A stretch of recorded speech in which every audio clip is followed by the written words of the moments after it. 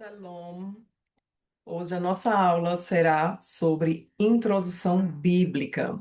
Hoje nós teremos uma aula aqui densa, uma aula que foi extraída de muito material teológico, uma aula bastante interessante que eu convido você à gentileza de espalhar esta aula por muitas pessoas que você conhecer. Então vamos aqui, nossa, nosso primeiro versículo aqui.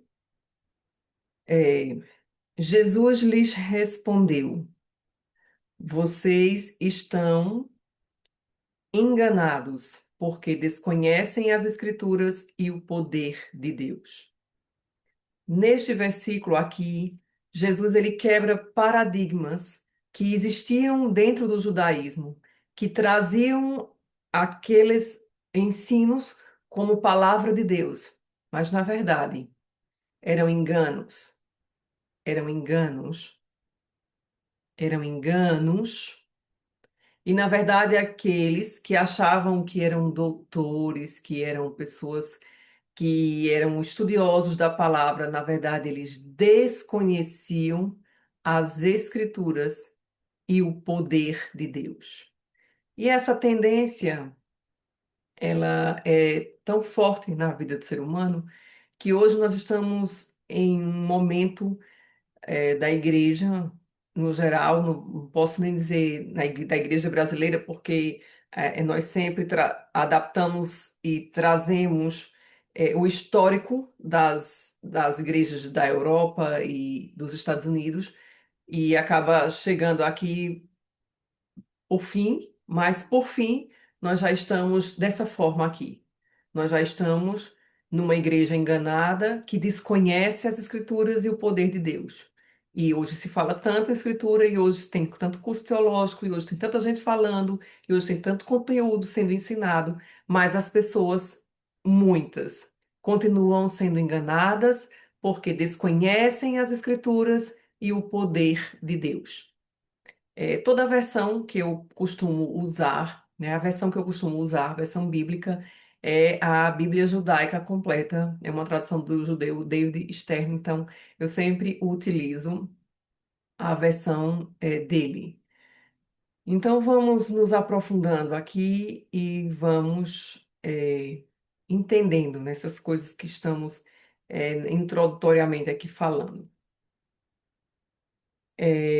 Costuma-se também, hoje, inclusive, autores importantes, autores renomados, autores que são adotados aqui no Brasil, porque muito material teológico que nós temos, eles são, na verdade, importados, mas nós temos aqui uma frase que é uma frase hoje utilizada, na maioria dos seminários e é utilizada nesses livros como introdução, dizendo que a Bíblia, ela pode tornar-se a palavra de Deus.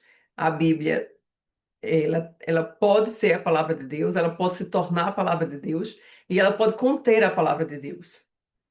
E esse conceito, ele está muito relativista, porque a Bíblia, ela é a palavra de Deus. A Bíblia, ela é categórica, a Bíblia, ela não tem meio termo, a Bíblia, ela não tem eh, pode ser. Não, a Bíblia está aqui escrito, eu vou marcar aqui. A Bíblia, ela é a palavra de Deus para a humanidade. A Bíblia é a única forma de comunicação verbal, fidedigna, outorgada por Deus a nós, seres humanos. Isso aqui é uma verdade e você pode sustentar essa verdade porque a Bíblia é a palavra de Deus.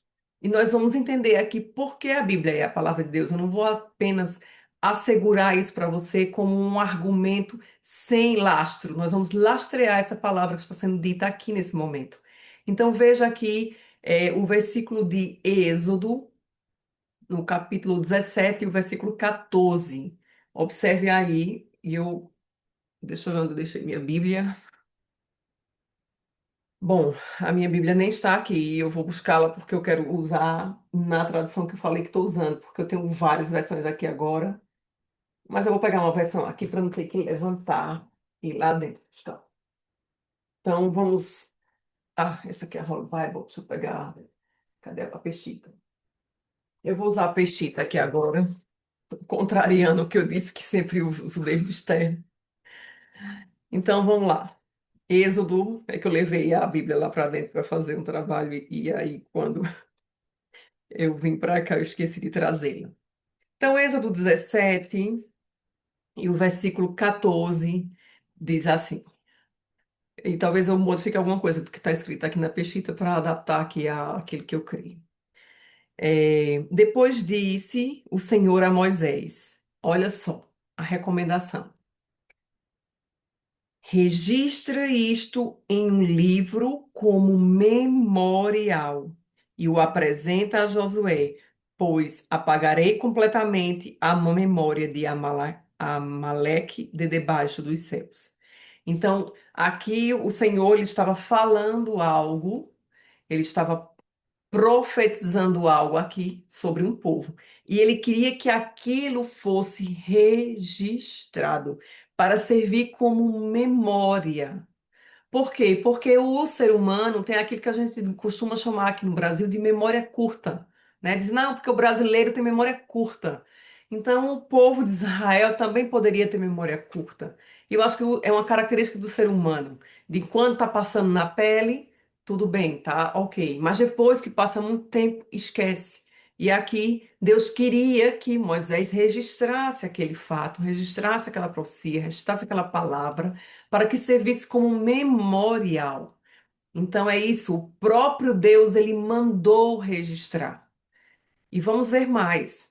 Vamos ler aqui também em Êxodo 31,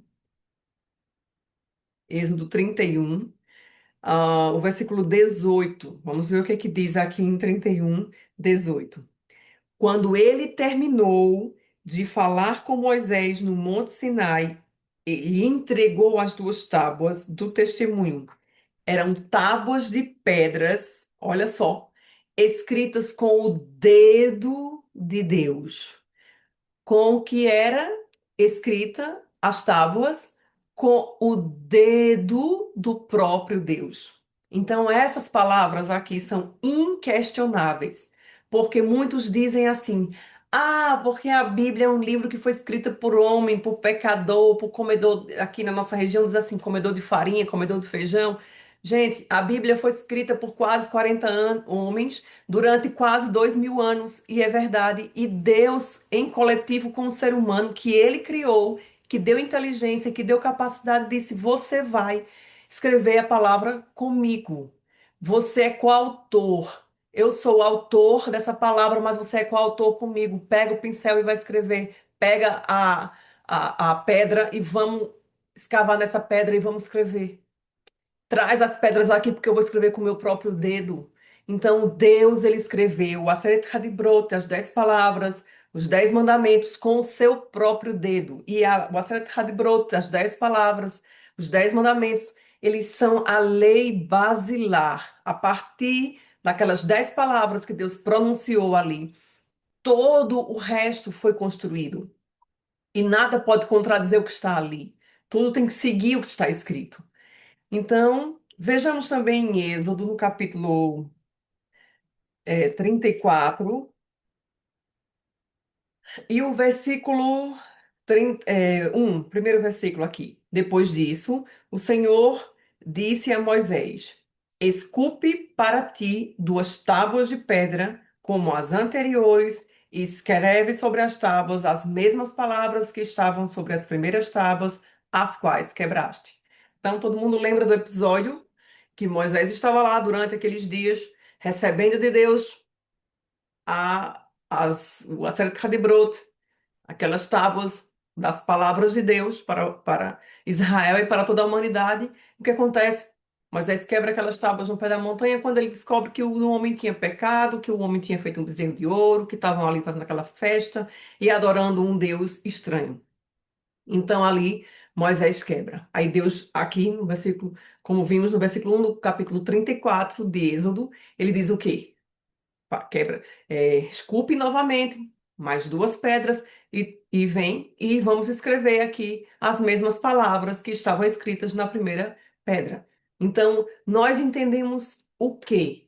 Que Deus tinha interesse em trazer a sua palavra para mim, para você, para a humanidade, para que não fosse esquecido da face da terra. Porque se Deus não tivesse mandado registrar em tábuas de pedra inicialmente, depois em pergaminhos de couro e de outros materiais mais simples, até chegar ao que hoje a gente conhece como um papel. Então, se essa palavra não tivesse sido escrita, se essa palavra não tivesse sido registrada, Deus já tinha sumido da memória do homem, porque o homem, lembra, tem memória curta. Então, Deus fez questão de se pronunciar através da escrita, porque era dessa forma que ele iria perpetuar o seu nome, o seu poder sobre a face da terra. Então, aqui também existe algo interessante. Deus faz questão de que tudo seja exposto na sua palavra. Deus não esconde o pecado da humanidade. E às vezes alguém diz assim: não, mas é um pecador que escreveu a Bíblia. E o que você é? Um pecador. E o que eu sou? Uma pecadora. E por que Deus se interessa pelos pecadores? Porque Ele nos fez. E ele tinha um projeto original perfeito para nós. Se alguém lá atrás pecou, e se a gente continuou pecando, mas ele trouxe uma aliança e ele vela por esta aliança que ele fez com a humanidade. E ele quer que o ser humano seja salvo, e ele quer uma aliança com o ser humano. Por isso que ele faz questão de que não seja escondido o caráter do homem, que não seja escondido o caráter de Deus, mas que o homem, com a sua humildade, se achegue a Deus. E a partir disso ele se reconcilie com Deus. Então há o interesse da parte de Deus de se reconciliar com o homem e não de afastá-lo. Então, observe aqui em Jeremias, vamos ler aqui, Irmiarro, Jeremias 26, Jeremias 26, o versículo 2. Vamos ver o que diz aqui esse texto. Assim diz o Senhor: põe-te de pé no átrio da casa do Senhor e fala tudo o que te ordene dizer a todas as cidades de Judá que vêm adorar na casa do Senhor. Não omitas nenhuma só palavra. Então veja aqui que quando Deus é, levantava um profeta, ele queria que a mensagem fosse entregue por completo. Ele não queria que fosse entregue a metade da palavra, ele não queria que fosse entregue uma parte, não. Ele queria que fosse entregue toda a palavra. Por quê? Porque é do interesse do Senhor falar tudo. Ele não tem interesse de esconder nada de ninguém. Não omitas uma só palavra. E assim também foi em todo a Escritura Sagrada, quando a história foi contada sobre Davi, sobre Saul, não se omitiu os pecados de Saul, não se omitiu os pecados de Davi, não se omitiu os pecados dos profetas, não se omitiu os pecados dos reis, não se omitiu o pecado de ninguém, porque isto mostra que somos humanos, mas não somos humanos que nos torne irreparáveis diante de Deus. Nós temos condição de, através da aliança que Deus fez com o homem, nós nos aproximarmos de Deus e assim deixarmos o Senhor tratar a nossa natureza pecaminosa para transformá-la numa natureza santa. Isso não significa dizer que a gente não vai pecar mesmo dentro dessa aliança, mas significa dizer que se nós pecarmos, sempre vamos ter, se humildemente buscarmos a misericórdia do Senhor. Então, vamos ver aqui ainda em Jeremias 36 e os versículos 1 e 2, o que que fala aqui as Escrituras. Sucedeu que no quarto ano de Joiaquim, filho de Josias, rei de Judá, veio esta palavra a Jeremias da parte do Senhor, dizendo: toma um rolo de pergaminho. Dessa vez agora já percebe aqui a diferença. Nós agora vimos lá em Êxodo Deus falando para Moisés sobre uma pedra esculpida. Aqui agora a gente já está falando no rolo, né? Na época de Jeremias, aqui já um milênio à frente aqui de Moisés. Então aqui agora toma um rolo de pergaminho e escreve nele todas as palavras que te tenho falado contra Israel, contra Judá e contra as nações, desde o dia que te falei, desde os dias de Josias até Hayom, hoje, o dia de hoje. O que é que Deus estava querendo dizer? Olha, Jeremias, Israel é o meu povo, é a nação que se chama pelo meu nome, é aí que está o templo, que está a presença, mas estou falando contra eles. É contra Israel, é contra Judá, é contra a Terra Santa, é contra todos que estão ali lidando com aquele templo como se fosse um ídolo e não mais como se fosse o próprio Deus. Então é contra eles que eu estou falando. Veja, isso é um Deus sincero. Isso não é um Deus hipócrita. Ele não está querendo mostrar aqui uma santidade para o povo que ele escolheu que não existe. Ele estava mostrando que o povo estava pecando e que por isso eles iam sofrer as consequências. Então, dando seguimento aqui ao nosso slide, outros documentos religiosos, por exemplo, como o Alcorão, eles podem declarar ser a palavra de Deus. Mas tem uma coisa que eles não têm. Eles não têm provas de autenticidade que há na Bíblia. Por exemplo, o fenômeno das profecias cumpridas. A Bíblia tem milhares de profecias. E quantas dessas milhares já não foram cumpridas?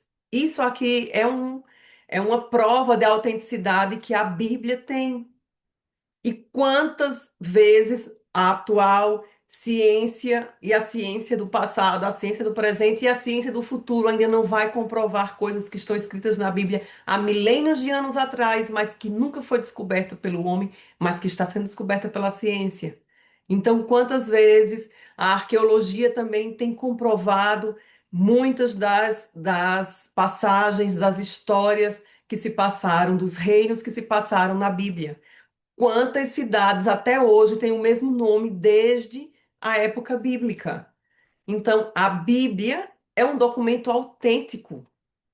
A Bíblia é um documento autêntico e ela tem essas provas de autenticidade e são inúmeras. A gente aqui está só porque a nossa aula aqui não é sobre arqueologia, a gente não quer provar a Bíblia aqui através da arqueologia, mas aqui nós só estamos citando esses detalhes. Então, existem três razões porque a Bíblia é a palavra de Deus e foi escrita por inspiração divina. Primeira argumentação aqui, vamos colocar aqui uma setinha aqui. Então, a primeira é a sua alegação. A Bíblia alega ser a palavra de Deus e existe inúmeras vezes, na verdade, existe, deixa eu marcar aqui para todo mundo ver, aparece aproximadamente 2.500 vezes a expressão assim diz o Senhor. Olha só, toda vez que essa expressão assim diz o Senhor aparece na Bíblia, é porque aquele homem que comia alguma coisa que a natureza produzia, do jeito que você e eu comemos, escreveu, mas ele escreveu aquilo que o Senhor revelou para ele, aquilo que o Senhor falou para ele, porque a expressão é assim diz o Senhor. E isso foi escrito por diversos autores em períodos de aproximadamente 1.500 anos. Então, vejamos aqui, segundo Reis,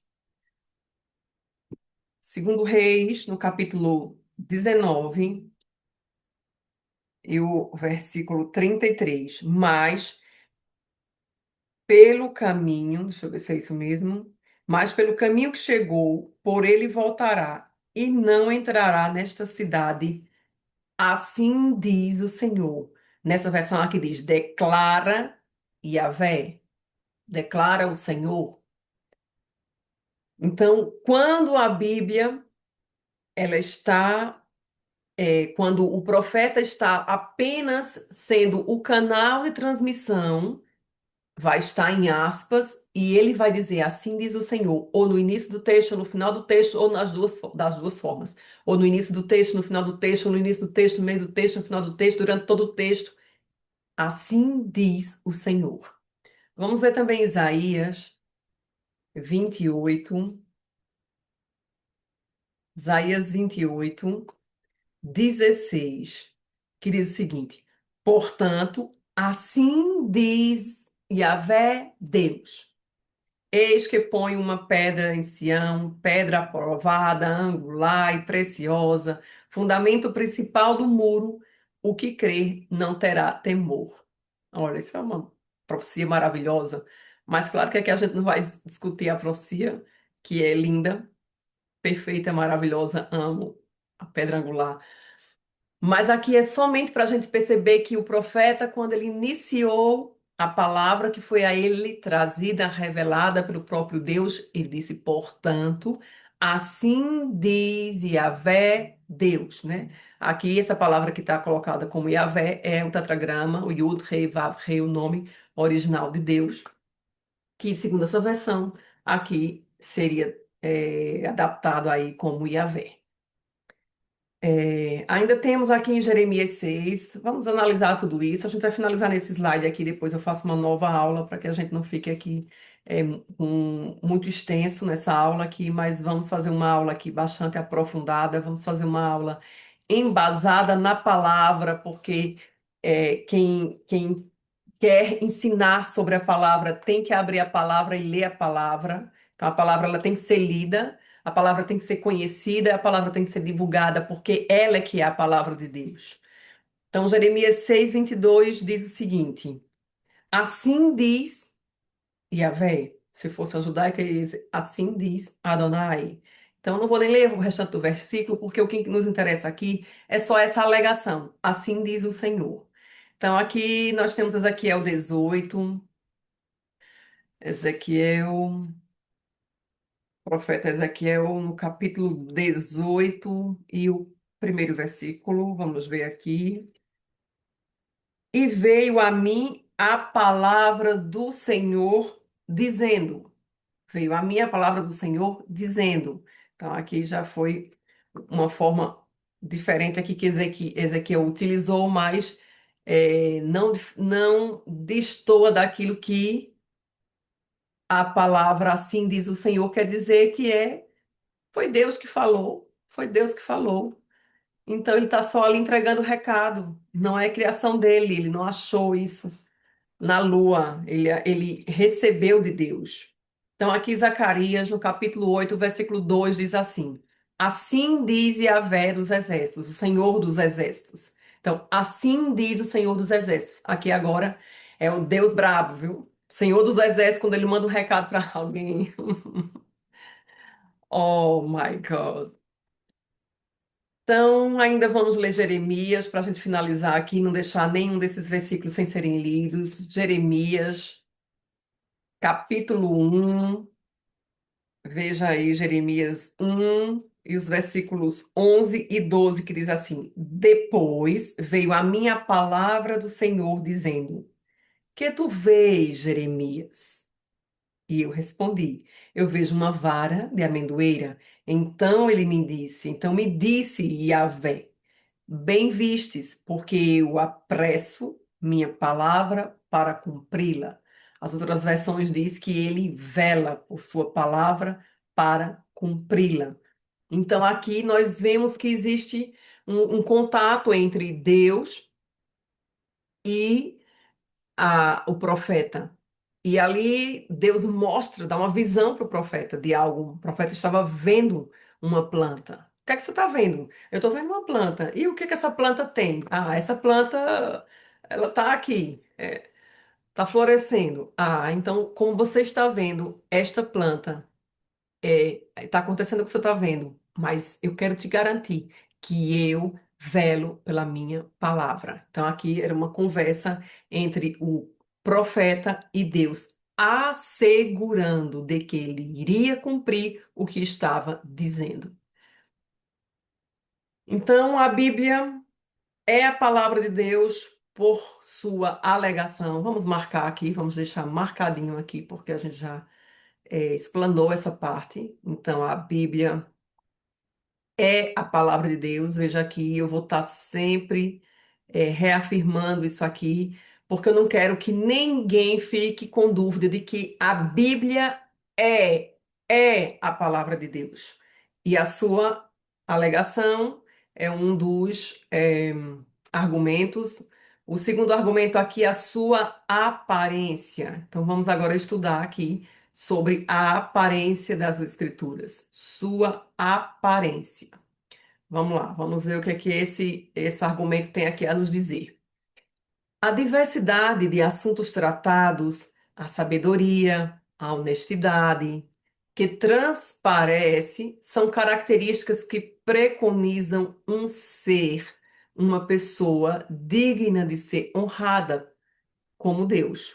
Tudo isso por autores diferentes. Então, imagina, quase 40 pessoas em quase 2.000 anos de distância de diferença né, aí entre esses 2.000 anos, esses homens separados, escrevendo sobre assuntos específicos, assuntos diferentes, mas que se você for ler de Gênesis a Apocalipse, você vai ver uma coerência em todo o texto. E por que existe uma coerência? Porque existe uma única mente.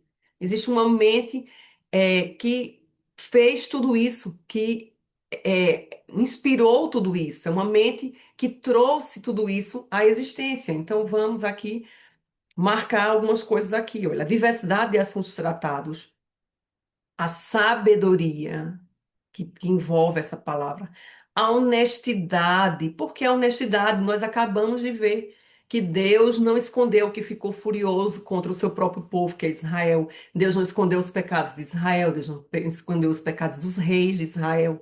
Deus não escondeu o pecado de ninguém, muito pelo contrário. Ele quis expor exatamente para que o homem se arrependesse, que se voltasse dos seus maus caminhos, que fizesse chuvar, que fizesse retorno e fizesse o quê? E viesse aos pés do Senhor, e viesse à presença do Senhor. Para quê? Para ter a comunhão que Deus sempre quis ter com o homem, porque ele criou o homem para ter comunhão com ele. Ele criou o homem para se relacionar com ele. E essa relação foi cortada a partir do pecado. E aí Deus despreza o pecado e quer trazer o homem à sua presença, mas o homem insiste, insiste em ficar distante de Deus. E aí veja que toda essa honestidade, toda essa sabedoria, essa característica que traz um fio que une todos os livros de Gênesis e Apocalipse, preconizam um único ser, uma pessoa digna, uma pessoa respeitada, uma pessoa honrada, que só pode ser Deus. Porque imagine essa quantidade de autores diferentes. Gente, se você pegar 2 livros, vai aí na tua estante, vai aí na tua biblioteca, pega só 2 livros de 2 autores distintos. Começa lendo um, quando tu leres aí o suficiente para tu entender um pouco a ideia do autor, pega outro livro e começa lendo. Você vai ver. É muito diferente a escrita de um para o outro. É muito diferente. A gente, eu não leio quase nada, tenho aqui uma pequena biblioteca e li muito pouco até hoje. Não posso nem dizer que sou uma leitora, mas gosto, eu gosto. Eu costumava dizer que era meu hobby, nem sei se hoje é meu hobby ainda, mas eu ainda gosto muito de ler. Então, leitura, quando você tem uma certa habilidade, você vê a diferença de um autor para outro. E são autores que você pode pegar um livro que foi escrito no mesmo ano, de 2 autores distintos. E pode ser até dentro do mesmo assunto. Você vai ver que é diferente. É diferente. Mas a Bíblia ela tem uma coerência desde o começo até o final. E essa a diferença que a Escritura tem. É que a sua alegação, a sua aparência comprovam que ela é a palavra de Deus. A terceira argumentação, aqui a terceira razão pela qual a Bíblia é a palavra de Deus é a sua comprovação. Esse aqui também é um argumento imbatível. A sua comprovação. A Bíblia é cientificamente comprovada pela história, pela arqueologia, pela geologia e outras. Evidência de lugares, acontecimentos, costumes registrados na Bíblia que são reais. Então, por exemplo, nós vamos ler aqui esses textos de Lucas, mas a gente já comentou anteriormente aqui que cientificamente a Bíblia tem sido comprovada, conceitos bíblicos, palavras, lugares, muita sabedoria que tem na palavra que já foi escrita há milênios, que foram descobertos milênios depois, né? Então a ciência ela aí está atrasada há milênios, porque descobriu muito depois daquilo que já tinha sido escrito, revelado pelo próprio Deus e pela sabedoria daquele povo que andou face a face com Deus. Então, em Lucas, no capítulo 1, os versículos de 1 a 5, vamos ler para a gente entender aqui. Devido a muitos trataram, devido a muitos, trataram de pôr em ordem os relatos das coisas das quais temos plena convicção, tal como nos transmitiram os que desde o princípio foram testemunhas oculares e ministros da palavra. Pareceu-me conveniente também a mim, depois de haver atendido com diligência todas estas coisas, escrevê-las a ti, cada uma em sua devida ordem, excelentíssimo Teófilo. Qual é o. Ah, tem, um pouquinho mais. Para que conheças a verdade acerca das coisas que te foram ensinadas. Nos dias de Herodes, rei da Judéia, havia um sacerdote chamado Zacarias, do ministério da casa de Abias, que tinha por esposa uma das filhas de Arão, cujo nome era Elizabeth. Então veja aqui, nesses 5 primeiros capítulos do livro de Lucas, Lucas relatando para o Teófilo o quê? A sua diligência na sua pesquisa. É, Lucas ele foi conhecer pessoas que viram esses assuntos ocorrerem ocularmente, foram testemunhas oculares. Se eu procurei pessoas que foram testemunhas oculares de quê? De tudo aquilo, desse tratado que ele escreve aqui no seu livro, que ele começa a expor aqui. Ele tratou, ele buscou, ele ouviu diligentemente, e diligentemente ele escreveu, ele registrou aquilo que ele ouviu de pessoas que foram testemunhas oculares da época de Zacarias, do João Batista, de Maria, de José, de Jesus. Então aqui ele faz esse resumo neste livro que ele, nesse tratado, né, que ele escreve aqui para Teófilo, que se virou, né, uma das narrativas, né, do Evangelho de Jesus Cristo, chamado Lucas, pelo próprio nome do escritor aqui.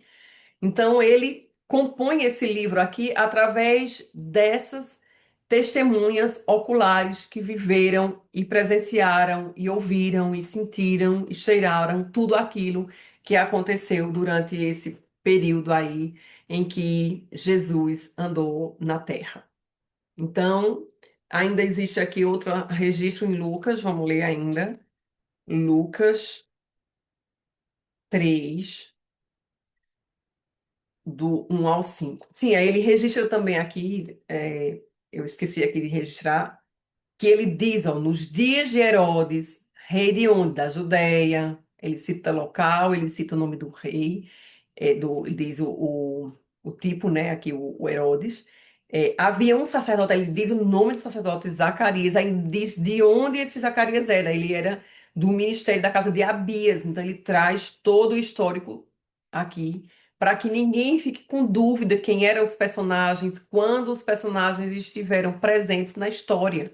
Então ele pontua aqui não só a história, mas também ele traz o quando, ele traz aqui as referências que são importantes para que se faça a cronologia das coisas como se como hoje a gente sabe e estuda que os estudiosos querem saber esses detalhes, então esses detalhes eles não ficam difíceis de serem vistos porque eles estão aqui sendo registrados aqui em Lucas 3:1. E no 15º ano do reinado de Tibério César, sendo Pôncio Pilatos governador da Judéia, e Herodes tetrarca da Galiléia, e seu irmão Filipe tetrarca da Itureia, e da região Traconites, e Lisânias, tetrarca de Abilene, nos tempos do sumo sacerdote de Anás e Cafás, veio a palavra de Deus a João, filho de Zacarias, no deserto.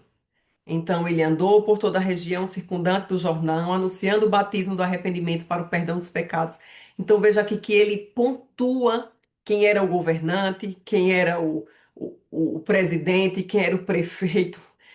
Aqui ele mostra todas as pessoas que estavam governando naqueles territórios ali da região. Ele diz quem eram os sacerdotes que estavam ali na frente do templo. Então ele detalha, ele vai detalhando tudo aqui. E aí ele ainda prova, no versículo 4 diz assim: como está escrito no livro das palavras do profeta Isaías, que diz: voz que clama no deserto, preparai o caminho ao Senhor, endireitai-o na planície as veredas do nosso Deus. Então aqui ele mostra também uma profecia acerca daquele personagem que ele está falando, que é sobre João. João, aquele a quem nós conhecemos como João Batista, né? João, aquele que era o imersor, aquele que imergia as pessoas, aquele que foi o precursor, a voz que anunciou a chegada do Messias. Então aqui nós completamos aqui as argumentações dessas três razões, porque a Bíblia é a palavra de Deus. Uma, a sua alegação, outra, a sua aparência, outra, a sua comprovação. E só tem essas três alegações aqui? Não, tem muito mais, mas aqui a gente está trabalhando só essas três aqui. Então, por isso, a Bíblia, ela merece aceitação, fé, confiança. Não tenha medo de acreditar no que está escrito na palavra. Não se deixe levar pelas palavras que ecoam aí de forma vã ao vento. Aceitação, fé e confiança. A Bíblia é digna da sua aceitação, da sua fé e da sua confiança. E a Bíblia, ela não é um livro religioso, ela é um livro supra-religioso. A Bíblia ela está acima da religião, porque Deus não é uma religião. Deus é o criador do universo. E não tem ninguém, nem perto e nem de longe, que se compare a ele. Ele é o Todo-Poderoso. Ele é o Criador dos céus e da terra. Independente se alguém aceita isso ou não, ele não vai tornar Deus menos Deus, nem mais Deus. Ele não vai tornar Deus inexistente porque ele diz que não crê que Deus existe. A incredulidade dele não vai fazer com que Deus se torne transparente. Deus é o que ele é e ele não vai mudar por conta da opinião de ninguém. O ser humano, por conta do seu orgulho, de não se permitir ser abraçado por um Deus, de se permitir que tem alguém superior a ele, a quem ele deve satisfação, a quem ele deve temor, ele simplesmente afasta a ideia. Mas Deus existe, está acima de tudo. E a Bíblia é supra-religião. Não é um livro religioso, não é um livro de uma religião. Ele é o livro do Deus Todo-Poderoso para a humanidade. Agora, se existem povos específicos que são guardiões da palavra, é porque eles creram e seguraram ela. Mas ela não é de um povo, ela é para todos. Ela é acessível. É só querer.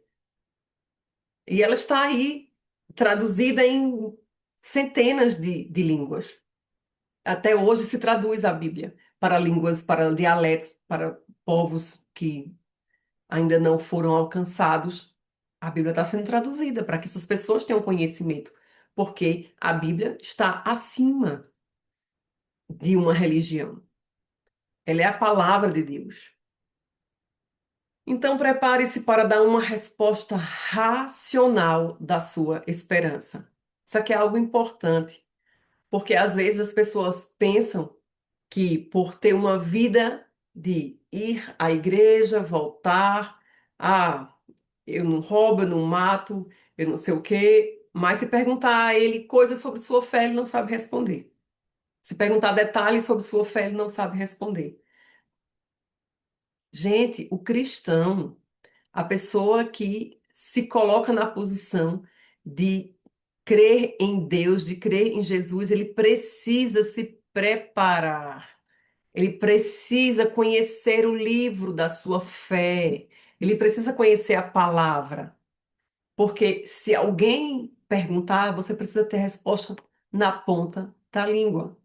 Então veja aqui no primeiro livro do discípulo apóstolo Pedro. Veja o que ele fala no capítulo 3 e o versículo 15, que diz o seguinte: Antes, santificai ao Senhor, o Cristo, em vossos corações, e estejais preparados. Olha só, estejais preparados para apresentar defesa com mansidão e reverência a todo o que vos perguntar a razão a respeito da esperança da vossa fé. Então, nós temos que estar preparados, inclusive faz a defesa com mansidão, que alguns não sabem fazer, com mansidão, com reverência a todo o que vos perguntar acerca da razão da sua fé. Qual é a razão dessa sua esperança, dessa sua fé? E aí você precisa ter argumentação, mas você só vai ter se você conhecer a palavra. E é por isso que existem canais que têm a responsabilidade de trazer a palavra genuína de Deus para a sua vida. Além disso, você tem a palavra nas suas mãos, mas às vezes a gente precisa de uma ajuda para interpretá-la. E é por isso que nós estamos aqui para te auxiliar, porque é necessário dizer honestamente, coerentemente aquilo que nós acreditamos e por que acreditamos. Então, se você gostou desse conteúdo, se esse conteúdo abençoou você, eu quero te pedir para que você se inscreva neste canal, para que você ative o sino das notificações e que também você compartilha esse vídeo. Compartilhe esse vídeo que eu sei que muitas pessoas vão gostar desse conteúdo que foi dito aqui. É, Deixa também o teu comentário se você quiser fazer alguma pergunta, se você quiser saber algo, você pode escrever aí nos comentários, você pode também dizer de onde você está nos ouvindo, de onde você está, nos assistindo. E lembre-se, Ivri é aquele que atravessa. E eu convido você a atravessar essa jornada de aprendizado comigo. Vamos juntos descobrir as riquezas da palavra de Deus e crescer no conhecimento de sua palavra. Eu sou a Mora Márcia Menezes e te convido a atravessar para águas mais profundas. Shalom.